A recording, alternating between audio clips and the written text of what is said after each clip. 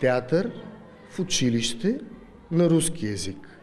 Един проект на Гео Милев, доста добре развит, с минало и с настояще и бъдеще. Сега не знам от коя от двете учителки по руски да започне, няма значение. Разкажете накратко за този театър на руски език.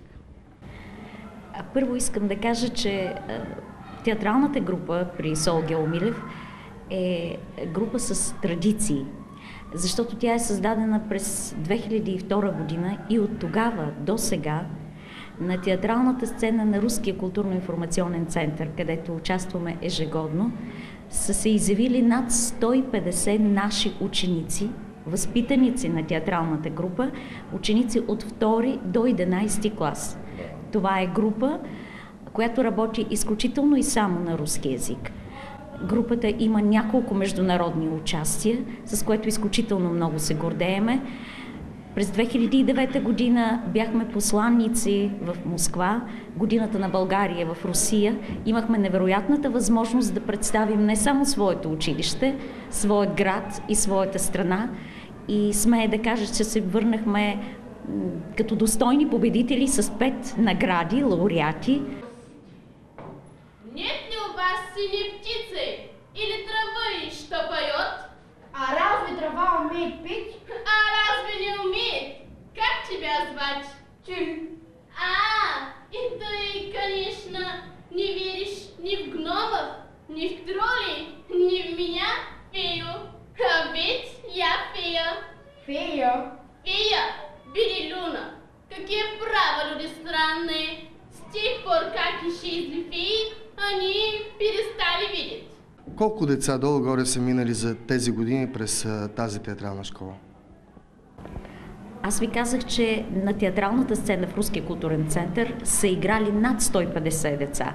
Само за тази година мога да кажа, че набирането на децата за театралната група се явиха над 80 деца. Имаме 2 театрални групи, в които участват 30 деца в момента. Интересно ли им е заниманието театър и то на руски? Много.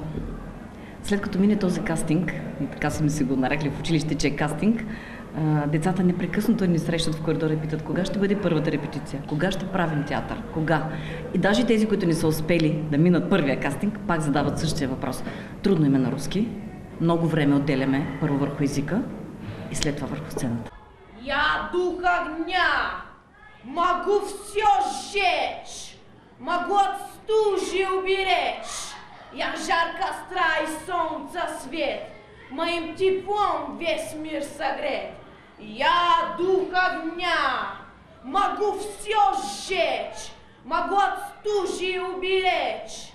Я жар костра и солнца свет, моим теплом весь мир согреть. Желанието ни да се изявяваме на сцена е толкова огромно и с такъв ентусиазъм от страна на децата, че това просто разпалва един огромен огън от тях, който ги кара все по-активни, все по-инициативни, все по-оригинални, все по-интересни спектакли да търсиме, което им дава сили и ги окрилява.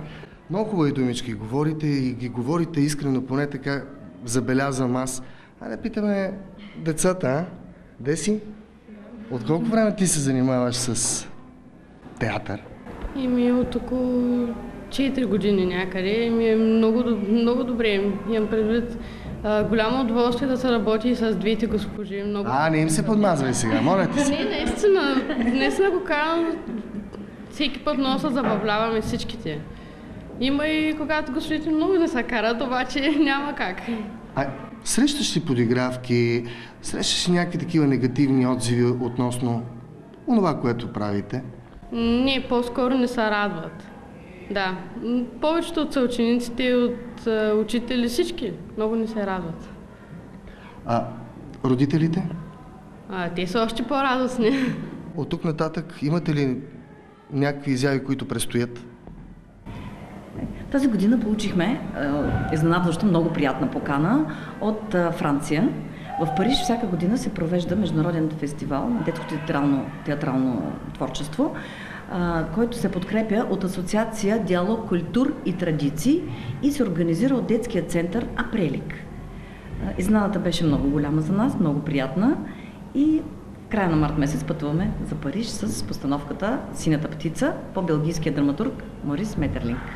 С децата, те са сигурно много ентусиазирани. 9 деца имаме в групата, децата невероятно много се трудят в момента, почти всеки ден правим репетиции и са много щастливи, разбира се, но те трябва да оценят това пътуване. Парички за това пътуване? За сега се самофинансираме. Надяваме се на подкрепа, защото това са действително доста пари, пътуването, пребиваването, такса участие, така че много бихме се надявали на една финансова подкрепа и от варненската общественост. Да. Няма нищо по-хубаво от това. Ако някой действително гледа това предаване, що пък да не се намеси финансово в това добро дело. Успех ви желаем! Благодаря ви много. Само в края бих искала да кажа нещо. Има едно поучение на Конфуций. Звучи така. Легче зажечь маленькую свечку, чем проклинать темноту. Такава мъничка свещичка запалихме ние с нашия театрален състав тук, в училище Гео Милев. И той плъмти сега като огън и разпръсква своите искрици. Надяваме се да радва всички вас.